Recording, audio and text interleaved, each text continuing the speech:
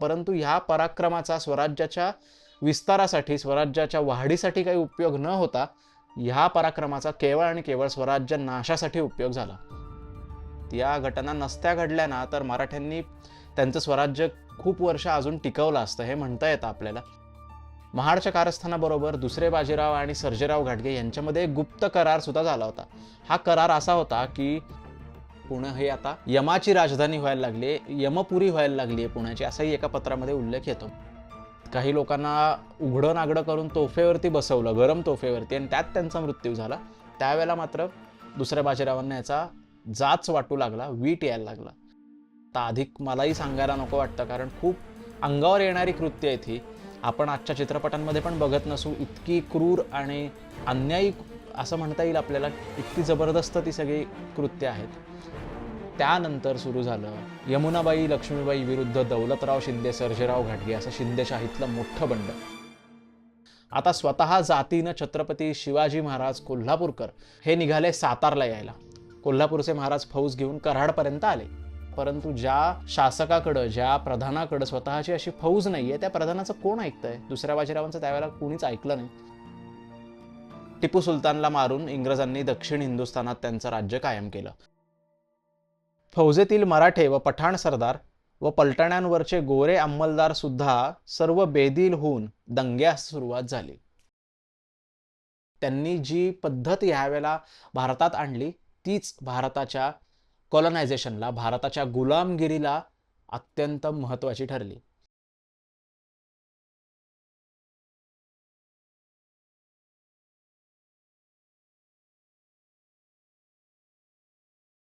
नमस्कार मंडळी, मी चिन्मय वाडेकर. माझ्या यूट्यूब चॅनलमध्ये तुम्हा सर्वांचं पुन्हा एकदा स्वागत.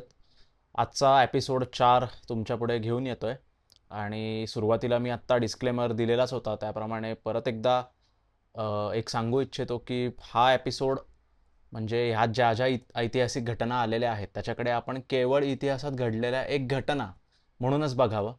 याचं कारण असं की आजपर्यंत आपण स्वराज्याचा चढता काळ बघत आलेलो आहे. छत्रपती शिवाजी महाराजांचा इतिहास हा आपल्याला प्रेरणादायी आहे. निश्चितच स्वराज्य कसं निर्माण झालं, ते कसं मोठं झालं, ते कसं वाढलं, त्यांनी अख्ख्या हिंदुस्थानावर कसं राज्य केलं, हे आपण आजवर अनेक वेळा जाणून घेतलेलं आहे.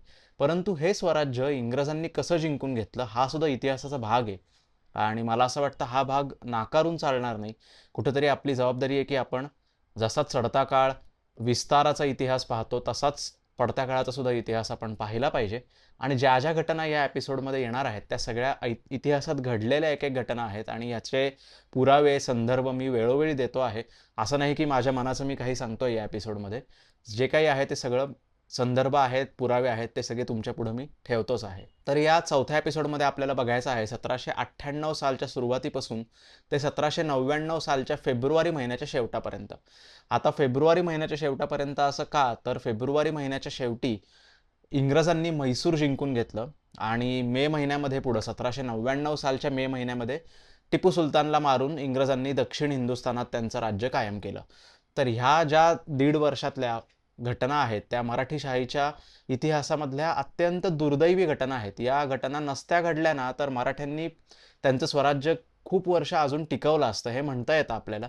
याचं कारण असं की ह्या सगळ्या व्हिडिओमध्ये थ्रूआउट तुम्हाला जाणवेल की पुन्हा तेच आपापसातले दंगे, तंटा, लढाया जेवढ्या जेवढ्या म्हणून मी या एपिसोडमध्ये तुम्हाला सांगतो आहे, त्या सगळ्या लढाया ह्या कुठल्या परक्या शत्रूविरुद्ध न होता त्या केवळ आणि केवळ आपापसातल्याच माणसांच्या विरुद्ध स्वार्थासाठीच केलेल्या आहेत. तर ह्यातनं आपण बोध काय घ्यायचा आता ते तुम्हीच ठरवा. तर ह्या एपिसोडमध्ये प्रामुख्यानं 3 महत्त्वाचे भाग आहेत. भाग क्रमांक 1, सर्जेराव घाटग्यांचा कारभार, जो 1798 सालच्या जानेवारी महिन्यापासून ते 1798 सालच्या जवळजवळ ऑगस्ट महिन्याच्या अखेरपर्यंत तो झाला. दुसरा महत्त्वाचा भाग म्हणजे छत्रपती महाराजांचा एक प्रयत्न, तो जवळजवळ पुन्हा त्याच मे महिन्यापासून 1798च्या सुरू झाला आणि तो जवळपास ऑगस्ट अखेरपर्यंत तो होता. तो आता काय होता, कसा होता ते मी व्हिडिओमध्ये येईलच ते. तिसरा भाग म्हणजे इंग्रजांचा आक्रमकपणा आणि त्यांच्या कारभारामध्ये झालेला बदल. तर आता अजून वेळ न दवडता आपण पहिल्या भागाकडे जाऊयात. पहिला भाग, सर्जेराव घाटग्यांचा कारभार. तर मागच्या एपिसोडमध्ये आपण असं पाहिलं की मायकल फिलोज यांनी बायबलवर हात ठेवून शपथ घेतली आणि नाना फडणीसांना विश्वासघातानं दौलतराव शिंदे आणि दुसऱ्या बाजीरावांनी मिळून कैद केलं. आता नाना कैद झाले त्यावेळेला त्यांच्याबरोबर वानवडीला कोण कोण होते आणि त्यांच्या बरोबरचे अनुयायी त्यांचे पुढं कसे कैद झाले ते पहिले आपण पाहूयात. तर नानांबरोबर वानवडीला कैद झालेले आबा शेलूकर हे काही वर्ष अहमदाबादचे सुभेदार होते. नंतर दादा गद्रे ज्यांनी खुन्या मुरलीधराचं प्रसिद्ध मंदिर बांधलं. आणि तिसरे बजाबा शिराळकर. आता हे जे 3 लोक वानवडीला कैद झाले नानांच्या सोबत, यांनी दंड भरला शिंद्यांकडे आणि ते पुढे कैदमुक्त झाले. कुणी किती दंड भरला तर आबा शेलूकर यांनी 15 लाख रुपये दंड भरला, दादा गद्रे यांनी 7 लाख रुपये दंड भरला आणि बजाबा शिराळकर यांनी 50,000 दंड भरला. आता हे कैदेत पडल्यानंतर लगेचच जानेवारी महिन्यामध्ये दुसऱ्या बाजीराव पेशव्यांनी नानांच्या इतर अनुयायांना शनिवार वाड्यात बोलवलं आणि भेटीचं निमित्त करून त्यांना कैद केलं. आता काही इतिहासकार असंही म्हणतात की दुसऱ्या बाजीरावांनी या नानांच्या अनुयायांना कैद केलं त्याचं कारण असं की त्यांना काही त्रास होऊ नये. काही लोक असंही म्हणतात की बाजीरावांनी सूड उगवायला म्हणून या सगळ्यांना कैद केलं. तर शनिवार वाड्यात जे जे कैद झाले त्यांची नावं आहेत बाबा फडके म्हणजे हे सेनापती हरिपंत फडके यांचे चिरंजीव, त्यानंतर त्र्यंबकराव परचुरे, त्यानंतर गोविंदराव काळे. गोविंदराव काळे म्हणजे निजामाकडे जे वकील होते ज्यांनी खरड्याच्या स्वारीमधला तह घडवून आणण्यात मोठं योगदान दिलं होतं ते गोविंदराव काळे. त्यांच्याच बरोबर होते गोविंदराव पिंगळे. हे गोविंदराव पिंगळे गोविंदराव काळ्यांचे असिस्टंट. आणि सगळ्यात शेवटचं नाव म्हणजे नारोपंत चक्रदेव. नारोपंत चक्रदेव हे नाव पुन्हा पुढं या एपिसोडच्या शेवटी येईल जेव्हा नाना कैदमुक्त होतील तेव्हा. तर आता नानांची कैदेचं एकंदर नानांचं स्वरूप कसं होतं तर 6 एप्रिल 1798ला नानांना नगरच्या किल्ल्यात पाठवण्यात आलं. त्यांच्याबरोबर त्याच वेळेला बाळोबा तात्या पागनीस हे जे शिंद्यांचे कारभारी. आता हे कोण आहेत तर दुसरा एपिसोड तुम्ही पहा, तुम्हाला बाळोबा तात्या पागनीस हे कोण आहेत हे कळेल. तर बाळोबा तात्या सुद्धा त्यावेळेला नगरला गेले आणि नाना फडणीस सुद्धा नगरला, म्हणजे सगळे कैदी त्यावेळेला नगरला होते. नगरचा किल्ला म्हणजे कोणता? अहिल्यानगरमध्ये असलेला, अहिल्यानगर शहरामध्ये असलेला किल्ला. तर आता सर्जेराव घाटग्यांचा कारभार. सर्जेराव घाटगे मुळात कोण हे सगळ्यात पहिले आपण समजून घेणं महत्त्वाचं आहे. तर सर्जेराव घाटगे यांचं घराणं कुठलं तर मूळ सर्जेराव घाटगे हे कागलचे. या सर्जेरावांचं मूळ नाव सखाराम घाटगे. आता सखाराम घाटगे यांचा मूळ पुरुष कोण असा तुम्हाला प्रश्न पडेल तर त्यांची वंशावळ म्हणजे पिराजी घाटगे हे त्यांचे मूळ पुरुष. पिराजी घाटगे हे छत्रपती शिवाजी महाराजांनी जेव्हा पन्हाळा जिंकून घेतला त्या काळात होते. म्हणजे पिराजी घाटग्यांना एक मुलगा होता तुळजाजी घाटगे. या तुळजाजींना पुन्हा जयसिंगराव मुलगा होता आणि जयसिंगरावांना सखाराम उर्फ सर्जेराव घाटगे हा मुलगा. ही झाली सर्जेराव घाटग्यांची वंशावळ. आता तुम्हाला असा प्रश्न पडेल की सर्जेराव घाटगे हे मूळचे कागलचे, मग ते कोल्हापूरच्या महाराजांच्या पदरी का नाही? ते इकडे पुण्याला कसे काय आणि पुण्याला येऊन ग्वाल्हेरच्या शिंद्यांच्या पदरी कसे गेले? सर्जेराव घाटगे हे 1776 साली कोल्हापूरच्या महाराजांच्या फौजेतनं बाहेर पडले आणि परशुराम भाऊंकडं त्यांनी आश्रय घेतला. परशुराम भाऊ पटवर्धनांकडे ते शिलेदार म्हणून साधे लागले आणि नंतर पुढे पराक्रमानं ते मोठे विश्वासू झाले. परशुराम भाऊ पटवर्धनांच्या नंतर ते नाना फडणीसांकडे आले आणि नाना फडणीसांकडनं एपिसोड 1 मध्ये आपण पाहिलं त्याप्रमाणे ज्या वेळेला दुसरे बाजीराव पुन्हा कैद झाले दौलतराव शिंद्यांकडे त्यावेळेला त्यांच्या पहाऱ्यावर होते हे सर्जेराव घाटगे. तर आता तो एपिसोड तुम्ही जाऊन पहा म्हणजे तुम्हाला त्यावेळेचा नक्की अंदाज येईल की सर्जेराव घाटगे दौलतराव शिंद्यांच्या नोकरीत कसे शिरले. तर मागच्या एका एपिसोडमध्ये म्हणजेच एपिसोड 2 मध्ये मी सांगितलं होतं की महाडच्या कारस्थानाबरोबर दुसरे बाजीराव आणि सर्जेराव घाटगे यांच्यामध्ये एक गुप्त करार सुद्धा झाला होता. हा करार असा होता की जोपर्यंत नाना फडणीस जिवंत आहेत तोपर्यंत दौलतराव शिंद्यांनी सगळी फौज घेऊन पुण्यात बाजीरावांसाठी म्हणून रक्षण करण्यासाठी म्हणून राहावं आणि त्या बदल्यात सर्जेराव घाटग्यांना दौलतराव शिंद्यांचं कारभारी करण्यात यावं आणि त्याचसोबत सर्जेराव घाटग्यांची रूपवान कन्या बयजाबाई यांना दौलतराव शिंद्यांना द्यावा असं हा करार ठरलेला होता. तर त्याप्रमाणे नाना फडणीसांना कैद झाल्यानंतर आणि त्यांच्या सगळ्या अनुयायांना कैद केल्यानंतर लगेच 26 फेब्रुवारी 1798ला पुण्यात मोठा टोले जंग समारंभ झाला. याच्यामध्ये रुपयाची फुलं उधळण्यात आली होती, सोन्याची ताटं, चांदीची ताटं. अत्यंत मोठ्या खर्चानं अत्यंत दिमाखामध्ये दौलतराव शिंदे आणि बयजाबाई शिंदे यांचं लग्न झालं होतं. सर्जेराव घाटग्यांना दौलतराव शिंद्यांचं कारभारी करण्यात आलं. आता सर्जेराव घाटग्यांचा कारभार सुरू झाला. सर्जेराव घाटग्यांवरती मुख्यतः इतिहासात असे आरोप आहेत की सर्जेराव घाटग्यांनी पुणे शहर लुटलं. पुणे शहर लुटलं म्हणजे काय केलं तर दौलतराव शिंद्यांचं त्यावेळेला मोठं 50,000 लष्कर वानवडीला येऊन थांबलं होतं. आता ह्या लष्कराला पैसे देणं, पगार देणं हे दौलतराव शिंद्यांना भाग होतं आणि दौलतराव शिंद्यांकडे पैसे नव्हते. आता एक फौज एका जागी बसून आहे, ती लढाईला जात नाहीये म्हटल्यावरती कसं काय खर्च चालणार. सर्जेराव घाटग्यांनी अशी युक्ती ठरवली आणि दुसऱ्या बाजीरावांनी ह्या गोष्टीला लेखी परवानगी दिली की नाना फडणीसांचे जे जे म्हणून अनुयायी आहेत, जे जे म्हणून धनवान लोक आहेत, त्यांच्याकडनं त्यांच्या वाड्यांना खणत्या लावून पैसे काढावे, त्यांचे तळघरं सुद्धा तपासावी की कुठं पैसे आहेत का, आणि तो पैसा त्यांच्याकडनं घेऊन शिंद्यांना द्यावा. दौलतराव शिंद्यांना, तुम्हाला आश्चर्य वाटेल ऐकताना हे, की सर्जेराव घाटग्यांनी दौलतराव शिंद्यांना जवळजवळ 2 कोटी रुपये ह्या 6 महिन्याच्या कालावधीमध्ये, म्हणजे जानेवारी 1798 ते जून 1798 या 6 महिन्याच्या कालावधीमध्ये 2 कोटी रुपये पुण्यातनं केवळ काही धनवान लोकांकडनं लुटून शिंद्यांना दिले. त्यामुळे दौलतराव शिंद्यांच्या फौजेचा खर्च काही दिवस भागला. पुणे हे आता यमाची राजधानी व्हायला लागली, यमपुरी व्हायला लागली आहे पुण्याची, असाही एका पत्रामध्ये उल्लेख येतो. म्हणजे तुम्ही कल्पना करा की ह्या लोकांकडनं पैसे कसे घेतले होते. तर नाना फडणीस कैद झाले म्हटल्यावरती आज आपण छत्रपती शिवाजी महाराज रस्त्यानं गेलं की शनिवार वाड्याच्या थोडंसं पुढे गेल्यावरती नाना वाडा आपल्याला दिसतो. या नाना वाड्यामध्ये सर्जेराव घाटग्यांनी आपला मुक्काम ठोकला आणि ह्या नाना वाड्यामध्ये जिथं नाना ज्या दिवाणखान्यात बसून कारभार करायचे, त्याच दिवाणखान्यामध्ये सर्जेराव घाटग्यांनी नानांच्या अनुयायांकडनं लुटीचा पैसा घेण्याची सुरुवात केली. म्हणजे ही घटना किती विलक्षण आहे की ज्या दिवाणखान्यातनं नानांनी अवघ्या हिंदुस्थानाचा कारभार पाहिला, इंग्रजांना हरवलं, त्याच दिवाणखान्यात आता सर्जेराव घाटगे त्यांचा मनमानीचा कारभार करत होते. पहिले काही दिवस दुसऱ्या बाजीरावांना याचं काही वाटलं नाही, परंतु नंतर जेव्हा काही लोकांना उघडं नागडं करून तोफेवरती बसवलं, गरम तोफेवरती, आणि त्यात त्यांचा मृत्यू झाला, त्यावेळेला मात्र दुसऱ्या बाजीरावांना याचा जाच वाटू लागला, वीट यायला लागला.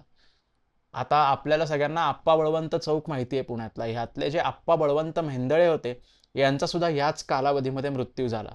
त्यांचा मृत्यू विषप्रयोग नसून नैसर्गिक मृत्यू त्यांना आला, असा ऐतिहासिक लेखसंग्रहाच्या 10व्या खंडामध्ये उल्लेख येतो. तर त्यांना सर्जेरावांच्या त्रासापासून वाचायचं होतं म्हणून त्यांनी आत्महत्या केली, असं रियासतीमध्ये आपल्याला उल्लेख सापडतो. आता नेमकं काय होतं ते त्यावेळेला त्याचं स्पष्ट पत्र अजून तरी आपल्याकडे नाही. दुसरे एक म्हणजे गंगाधर पंत भानू हे नाना फडणीसांचे चुलत बंधू, यांना उघडं करून तोफेवरती बसवलं होतं, गरम तोफेवरती, आणि त्या गरम तोफेवरती बसवल्यामुळे त्यांचा मृत्यू झाला होता.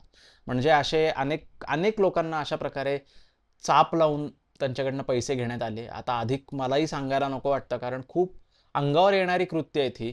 आपण आजच्या चित्रपटांमध्ये पण बघत नसू, इतकी क्रूर आणि अन्यायी असं म्हणता येईल आपल्याला, इतकी जबरदस्त ती सगळी कृत्य आहेत.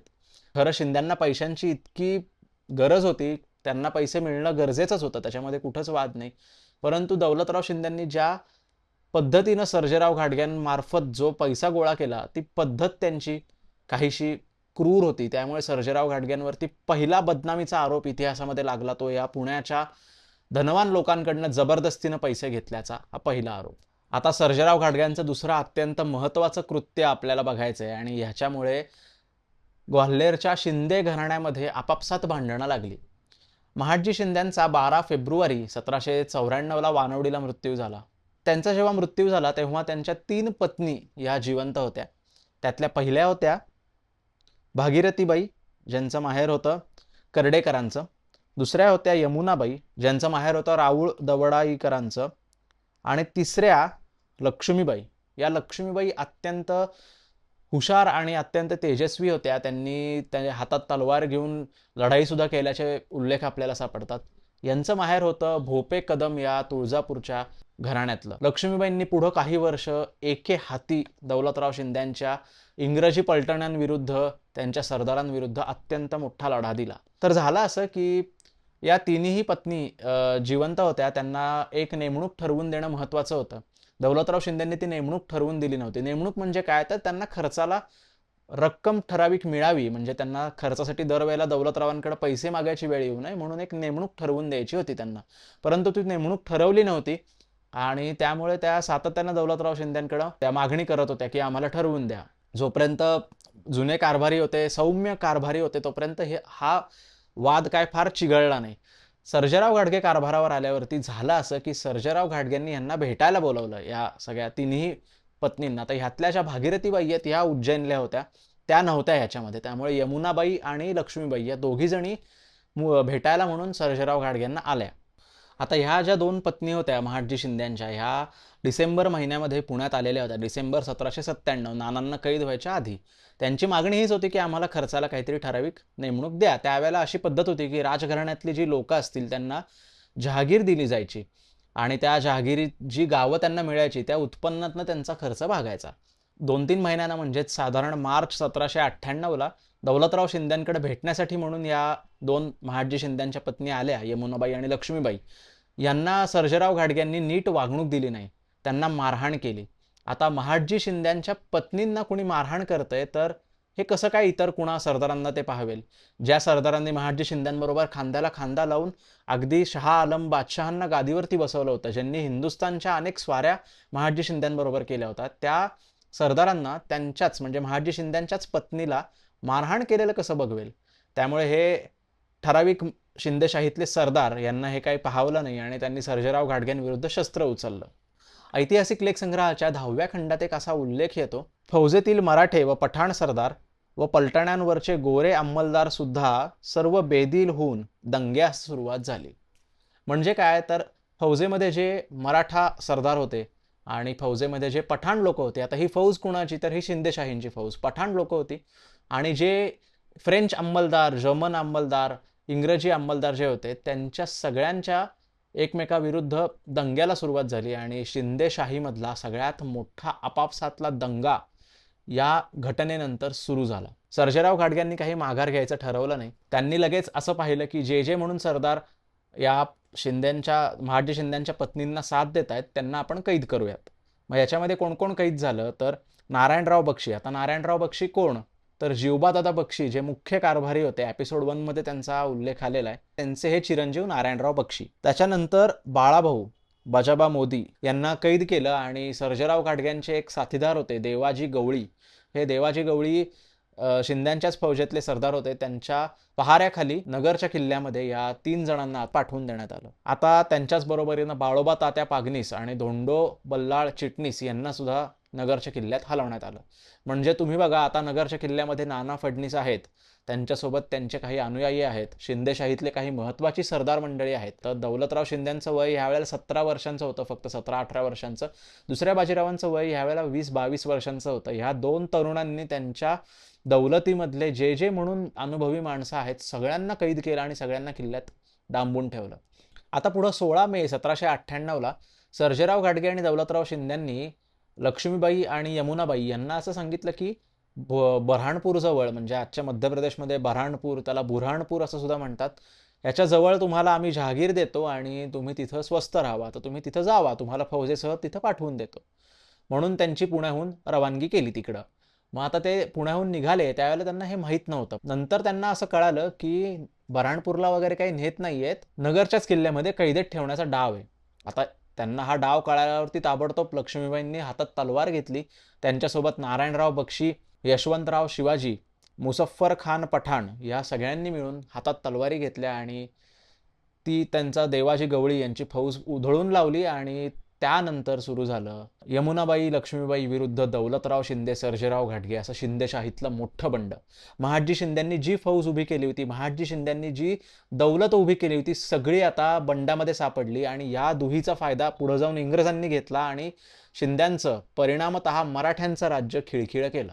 कसं केलं ते पुढच्या एपिसोड्समध्ये आपल्याला अजून तपशीलवार जाऊन बघायचंच आहे. शिंद्यांच्या म्हणजे यमुनाबाई आणि लक्ष्मीबाई यांची बाजू अमृतराव पेशव्यांनी घेतली. आता अमृतराव पेशवे दुसऱ्या बाजीरावांचे दत्तक बंधू, त्यांनी बाजू घेतली आहे म्हटल्यावरती त्या दोघींच्या म्हणण्याला अजून वजन आलं आणि या दोन्ही बायकांनी अशी विनंती केली दुसऱ्या बाजीरावांकडे की तुम्ही दौलतरावांना बडतर्फ करा आणि दुसरा एक दत्तक त्यांच्या जागी कोणीतरी बसवा. आता दौलतराव शिंद्यांना असा संशय आला की दुसरे बाजीरावच हे सगळं बंड करतात की काय, दुसरे बाजीरावच आपल्यामध्ये भांडणं लावतायत की काय, अमृतराव हे केवळ एक दुसऱ्या बाजीरावांनी पाठवलेलं प्याद आहे असं त्यांना दौलतराव शिंद्यांना त्यावेळेला वाटलं. आणि अमृतराव पेशव्यांनी उघडपणे त्यांचा फौजेचा तळ हा पूर्णतः लक्ष्मीबाई आणि यमुनाबाई यांच्याबरोबर ठेवलेला होता. अमृतराव त्यांच्याबरोबर शिंदेशाहीतली काही जुनी लखबादादा लाड जे आग्र्याचे किल्लेदार होते हे सुद्धा यांच्याच बाजूने आले. शिंदेशाहीतले मोठे सरदार, पेशव्यांच्याकडे असलेल्या मोठ्या सरदारांपैकी स्वतः अमृतराव, हे अशी मंडळी सगळी जमा झाली आणि लढाई सुरू झाली. आता लढाई सुरू झाल्यावरती डावपेच तर होतातच. म्हटल्यावरती सर्जेराव घाटग्यांनी आणि दौलतरावांनी काय युक्ती केली, तर त्यांनी असं ठरवलं की दुसऱ्या बाजीरावांच्या विरुद्ध आपण थेट सातारकर छत्रपती शाहू महाराज दुसरे यांनाच आपण सांगू की तुम्हीच आता सगळ्या राज्याचा कारभार पहा. आता ही संकल्पना, ही आयडिया तर खूप उत्तम होती. छत्रपतींनी जर स्वतः त्यांच्या राज्य छत्रपतींचं आहे, शेवटी बाकी सगळे सरदार असले तरी सुद्धा राज्य छत्रपतींचं आहे आणि ह्याच्यात कुठंच दुमत नाहीये. छत्रपतींनी जर का पुन्हा सगळ्या राज्याचा ताबा घेतला असता तर कदाचित त्यांना या सगळ्या बंडाळीच्या परिस्थितीमध्ये काहीतरी राज्याला आळा घालणं शक्य झालं असतं. असो, पण हे घडलं नाही. तर सर्जेराव घाटग्यांनी काय केलं, सातारकर छत्रपतींना पत्र पाठवलं की आम्ही तुमची कुमक करतो, तुम्ही काहीतरी स्वतंत्रपणे हालचाल करा, तुम्ही पेशव्यांच्या विरुद्ध काहीतरी हालचाल करा. छत्रपतींनी केलेला एक प्रयत्न. आता मागच्या एपिसोडमध्ये सांगितल्याप्रमाणे नाना कैद झाल्यावरती दुसऱ्या बाजीरावांनी सगळ्यांना पत्र पाठवली की नानांना कैद केलेलं आहे, आता जे काही तुमचा पत्रव्यवहार आहे तो थेट माझ्याशी करा. तर सातारकर छत्रपती महाराजांच्या देखरेखीकरता म्हणून सातारच्या अजिंक्यतारा किल्ल्यावरती त्यावेळेला बाबूराव आपटे हे कारकून म्हणून नाना फडणवीसांनी ठेवले होते. तर दुसऱ्या बाजीरावांनी जानेवारी 1798ला पत्र पाठवलं छत्रपतींना आणि त्यांना अशी विनंती केली की महाराजांनी बाबूराव आपट्यांना कैद करावं आणि स्वतः छत्रपती महाराजांनीच सातारच्या किल्ल्याचा आणि तिथल्या सगळ्या सातार शहराचा, सातारा जिल्ह्याचा आजच्या स्वतंत्रपणे कारभार पाहावा. तर त्याप्रमाणे छत्रपती महाराजांनी लगेच बाबूराव आपट्यांना कैद केलं. बाबूराव आपट्यांच्या बरोबर त्यांचे पुतणे वामनराव आणि त्यांचे कारकून सदाशिवपंत अभ्यंकर हे सुद्धा कैद झाले. ते कैद झालेत म्हटल्यावरती सातारकर छत्रपती महाराजांना त्याच वेळेला सर्जेराव घाटग्यांचं सुद्धा पत्र गेलं की आम्ही तुमची कुमक करतो, तुम्ही स्वतंत्रपणे सैन्य जमवा. मग सातारकर छत्रपती महाराज सैन्य जमवायला लागले.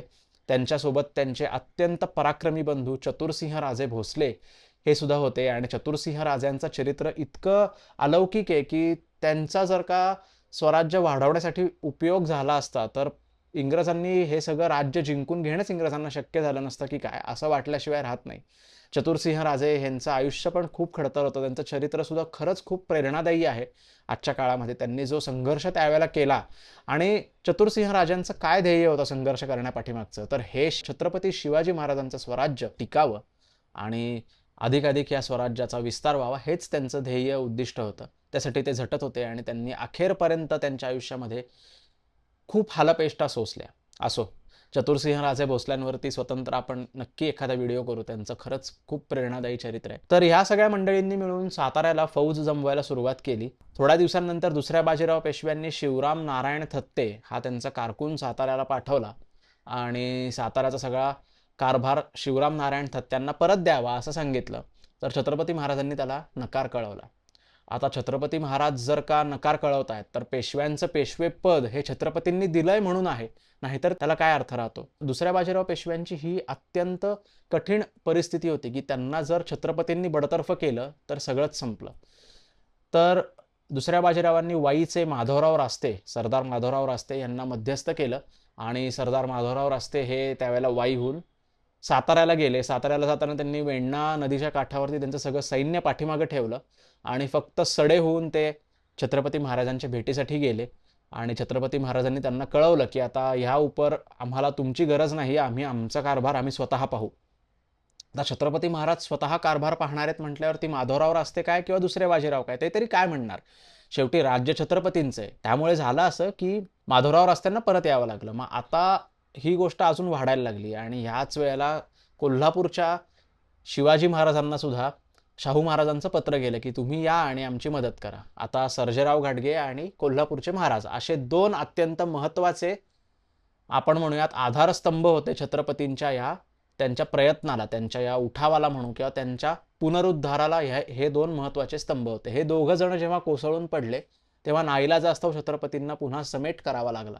ते येईलच व्हिडिओमध्ये पुढे. तर असं सगळं घडलंय म्हटल्यावरती आता दुसऱ्या बाजीरावांना कुणाला तरी मातब्बर माणसाला छत्रपतींच्याकडं समजूत काढण्यासाठी पाठवायला लागणार होतं. तर दुसऱ्या बाजीरावांना नाईलाजास्तव 16 जून 1798ला मांडवगडावरनं परशुरामभाऊ पटवर्धन यांना कैदमुक्त करावं लागलं.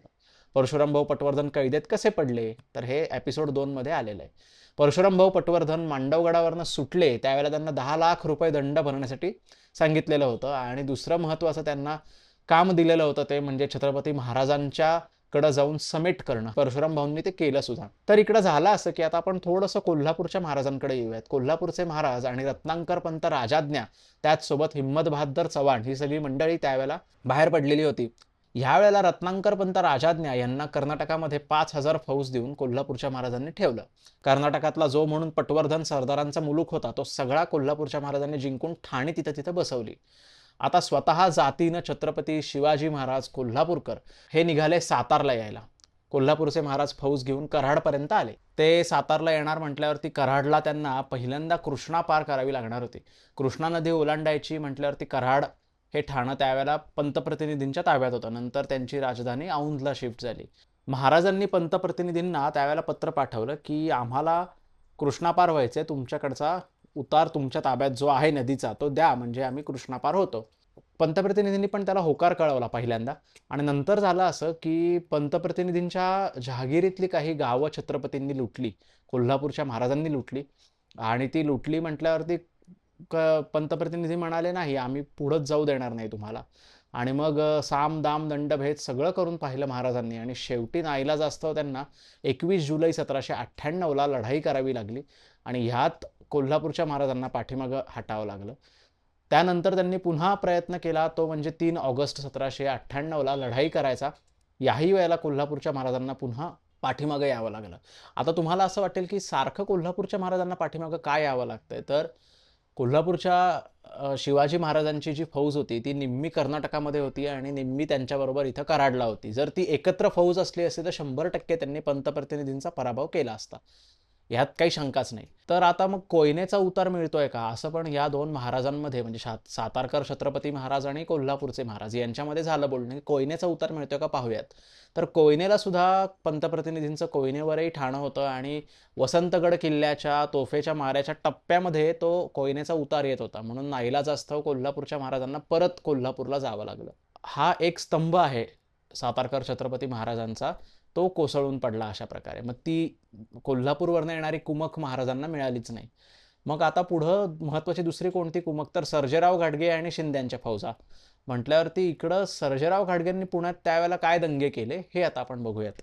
सर्जेराव घाटगेंनी 25 जून 1798ला थेट अमृतराव पेशवे, लक्ष्मीबाई आणि यमुनाबाई शिंदे यांचा जो एकत्रित गोट होता त्या गोटावरच हल्ला केला. आता दस्तूर खुद्द पेशव्यांवरती हल्ला होतोय तेही शिंद्यांकडून म्हटल्यावरती ती गोष्ट खूप नाचक्कीची झाली. आणि त्यामुळे सर्जेराव घाटग्यांबद्दल आता दुसऱ्या बाजीरावांच्या मनात जी म्हणून चांगली भावना शिल्लक होती ती सगळी पार निघून गेली. शेवटी दौलतराव शिंद्यांनी मध्यस्थी केली, माफी मागितली, तेव्हा कुठं जाऊन हे सगळं प्रकरण शमलं. आता अजून जर का शिंद्यांच्या म्हणजे महाडजी शिंद्यांच्या पत्नी आणि दौलतराव शिंदे यांचा अजून जर का दंगा वाढला तर अवघड होईल, हे लक्षात घेऊन दुसऱ्या बाजीरावांनी पण एक मध्यस्थी करायचा निष्फळ प्रयत्न केला. परंतु ज्या शासकाकडं, ज्या प्रधानाकडं स्वतःची अशी फौज नाहीये, त्या प्रधानाचं कोण ऐकतंय. दुसऱ्या बाजीरावांचं त्यावेळेला कोणीच ऐकलं नाही आणि हे सगळं अजून पुढं वाढायला लागलं.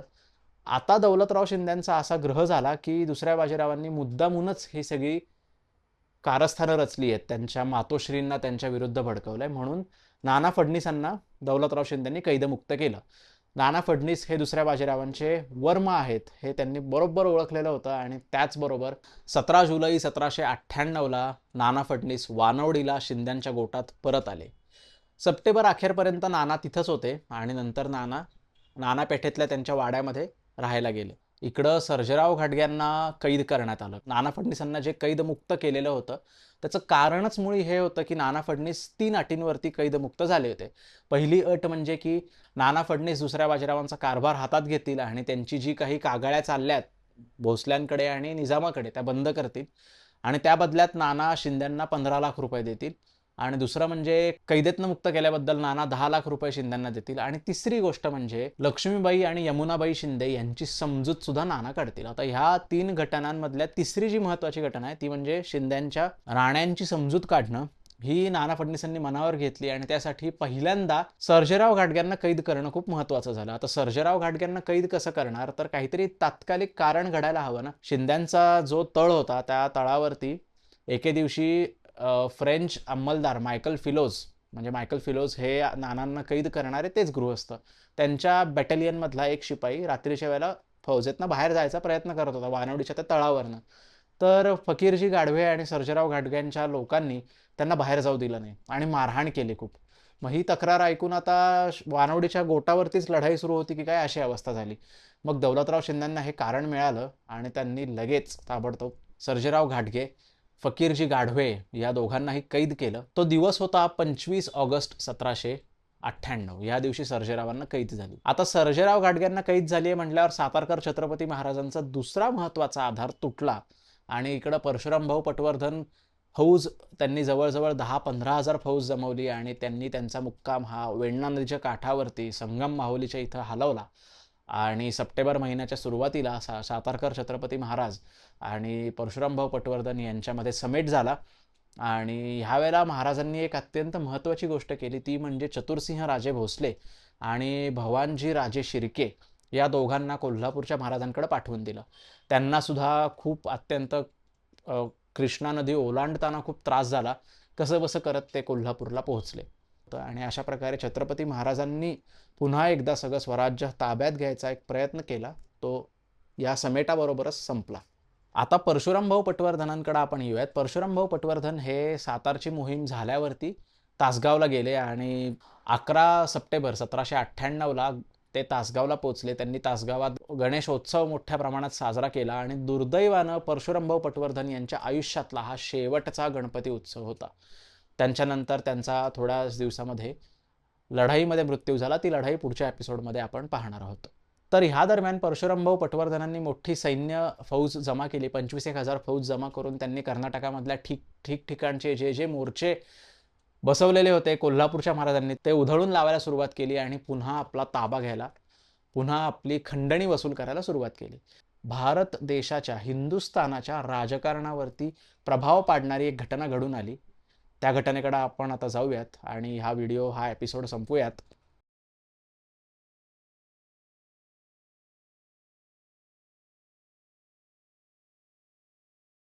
18 मे 1798ला Richard Wellesley, the first marquess of Wellesley यांनी पद धारण केलं. हे गव्हर्नर जनरल झाले फोर्ट विलियमचे, म्हणजेच बंगालचे. त्यावेळेला बंगालचा गव्हर्नर जनरल हा भारताच्या बाकीच्या मद्रासच्या आणि मुंबईच्या गव्हर्नर जनरलवरती मुख्य असायचा. सर जॉन शोर हे त्याच्या आधी गव्हर्नर जनरल होते आणि हे अत्यंत मवाळ वृत्तीचे होते. त्यांची बदली झाली आणि वेलस्ली बंधू त्यावेळेला भारतात आले. रिचर्ड वेलस्ली गव्हर्नर जनरल, तर ऑर्थर वेलस्ली ज्यांनी पुढे जाऊन नेपोलियनला हरवलं, कमांडर म्हणून, एक सेनापती म्हणून हिंदुस्थानात दाखल झाले. त्यावेळेला आता आपण आत्तापर्यंतच्या एपिसोड्समध्ये मराठेशाहीतल्या अंतर्गत स्थितींबद्दल पाहिलं. आता थोडंसं आपण ह्यातनं बाहेर पडून त्यावेळेच्या भारतामध्ये, त्यावेळेच्या हिंदुस्थानात काय चाललेलं हे पाहूयात. तर युरोपमध्ये त्यावेळेला नेपोलियनचं आणि इंग्लंडचं युद्ध सुरू होतं आणि हे युद्ध आता जवळजवळ भारतातही पसरतं की काय असा संभव त्यावेळेला होता. टिपू सुलताननं फ्रेंच लोकांकडं, नेपोलियनकडं पत्र पाठवून त्यांना भारतात येण्याविषयी आमंत्रण दिलेलं होतं. त्यामुळे वेलस्लींचं, रिचार्ड वेलस्ली यांच्या समोर असलेलं पहिलं आव्हान हेच होतं की फ्रेंच लोक जी म्हणून निजामाच्या पदरी होते, दौलतराव शिंद्यांच्या पदरी होती, स्थानिक संस्थानिकांच्या पदरी होती, सगळ्यांना फोडून काढणं आणि हिंदुस्थान इंग्रजांच्या ताब्यात घेणं. त्याप्रमाणे वेलस्ली बंधूंनी आल्या आल्या पहिल्यांदा 1798च्या डिसेंबर महिन्यामध्ये एक नवा प्रकारचा तह निजामाबरोबर केला. त्यांनी जी पद्धत यावेळेला भारतात आणली तीच भारताच्या कॉलनायझेशनला, भारताच्या गुलामगिरीला अत्यंत महत्त्वाची ठरली. ही आहे तैनाती फौजेचा तह, म्हणजेच सबसिडेरी अलायन्स. या तहानं एक संस्थानिक, एक राजा आपल्या दरबारामध्ये, आपल्या राजधानीच्या शहरामध्ये इंग्रजांची फौज ठेवून घेतो आणि त्या फौजेचा खर्च पण तो राजाच देतो. आणि का ठेवायची ही फौज, तर त्या राजाच्या रक्षणास्तव. ही अशी अत्यंत उमदी आणि आपण म्हणूयात पाताळयंत्री योजना भारतात या वेलस्ली बंधूंनी आणली. आणि पहिलं बळी या योजनेचं कोणी असेल तर ते निजाम अली हैदराबादचे.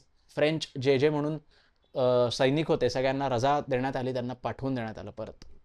आता दुसरी महत्त्वाची गोष्ट होती टिपू सुलतान. टिपू सुलतानचा पराभव करण्यासाठी म्हणून इंग्रज सरकारनं युद्ध सुरू करायचं ठरवलं. यावेळेला पेशवे, इंग्रज सरकार आणि निजाम यांचा तिघांचा मिळून संयुक्त एक तह झाला होता 1791 साली, ज्याचा फोटो आपल्याला दिसतो, ज्याचा उल्लेख आपल्याला शनिवारवाड्याच्या दिल्ली दरवाजावरती एका संगमरवरी दगडावरती केलेला आढळतो. हाच तो तिघांचा तह. या तहानुरूप मराठ्यांच्या राज्यातनं कोणीतरी टिपू सुलतानच्या विरुद्ध जाणं महत्त्वाचं होतं. आता मराठ्यांच्या राज्यात किती यादवी माजली होती हे आपण आत्ता जस्ट पाहिलं. तर नाना फडणवीसांची अशी इच्छा होती की परशुरामभाऊ पटवर्धनांनी या मोहिमेत जावं. त्या दरम्यान 11 नोव्हेंबर 1798ला एक घटना घडली. ती अशी की नाना पेठेमध्ये नाना फडणवीसांचा मुक्काम होता. इथं रात्रीच्या वेळेला दुसरे बाजीराव केवळ एका व्यक्तीला घेऊन नानांकडे गेले आणि त्यांच्या पायावर डोकं ठेवलं आणि दुसरे बाजीराव म्हणाले, हे मराठ्यांचं राज्य बुडतं, आपण ते राज्य राखावं, बंडाळी सोडवावी. आता भटांच्या एका वंशजानं भानूंच्या एका वंशजाला ही अशी विनंती केल्यावरती नाना फडणवीस कसे नाही म्हणतील. नाना फडणवीसांनी कारभार स्वीकारला आणि कारभार स्वीकारल्यावरती पहिल्यांदा त्यांनी असं ठरवलं की परशुरामभाऊ पटवर्धनांबरोबर आपण सख्य करायला हवं आणि परशुरामभाऊंना आपण ताबडतोब पाठवायला हवं इंग्रजांच्या बरोबर मदतीसाठी म्हणून. आता ह्या वेळेला दौलतराव शिंदे आणि दुसरे बाजीराव यांची अशी इच्छा होती की आपण टिपू सुलतानच्या बाजूनं जावं. आता ह्याला दूरदृष्टी म्हणा, ह्याला राजकारण म्हणा, कपट म्हणा, काही म्हणा, पण दौलतराव शिंदे आणि दुसरे बाजीरावांनी निजामावरती हल्ला करायचा आणि तिथनं त्यांनी थेट टिपू सुलतानच्या मदतीला जायचं आणि इंग्रजांना हरवायचं असं त्यांचं ठरलं होतं. पण इंग्रजांनी इतक्या चपळ वृत्तीनं टिपू सुलतानला थेट मारून टाकलं की दौलतराव शिंदे आणि दुसरे बाजीराव यांचे बेत असे नुसतेच गप्पांचे बुडबुडे झाले आणि ते सगळे जागच्या जागी संपले. फेब्रुवारी महिना आहे 1799 सालचा. एका मोहिमेवर निघाले. ती मोहीम परकीयांच्या विरुद्ध नाही, कोल्हापूरच्या छत्रपती महाराजांच्या विरुद्ध आहे. आणि ह्याच मोहिमेमध्ये कोल्हापूरच्या महाराजांनी अत्यंत हुशारीनं परशुरामभाऊ पटवर्धन यांचा लढाईत पराभव केलाय आणि परशुरामभाऊ त्या लढाईमध्ये मृत्युमुखी पडलेले आहेत. या लढाईबद्दल, टिपू सुलतानच्या मृत्यूबद्दल आणि इंग्रजांनी कसा मराठ्यांना शह दिला आणि हा शह देताना मराठे कसे आपापसातल्या युद्धात गुंतून पडलेले होते, हा सगळा भाग आपल्याला पुढच्या एपिसोडमधनं जाणून घ्यायचा आहे. त्याच्या पुढचा जो एपिसोड 6 येईल त्या एपिसोडबरोबर आपण या सिरीजची सांगता करणार आहोत. त्यानंतर आपण एखादी नवीन सिरीज नक्की करू. तत्पूर्वी तुम्ही चॅनलला सबस्क्राईब केलं नसेल तर नक्की सबस्क्राईब करा, लाईक करा आणि तुम्हाला या सगळ्या यादवी युद्धाबद्दल काय वाटतं ते नक्की कमेंट करून सांगा. आपण ह्यातनं आजच्या घडीला काय शिकलं पाहिजे हे सुद्धा कमेंट करून नक्की कळवा. तुमची मतं, तुमच्या प्रतिक्रिया नक्की माझ्यापर्यंत पोहोचू द्यात. धन्यवाद.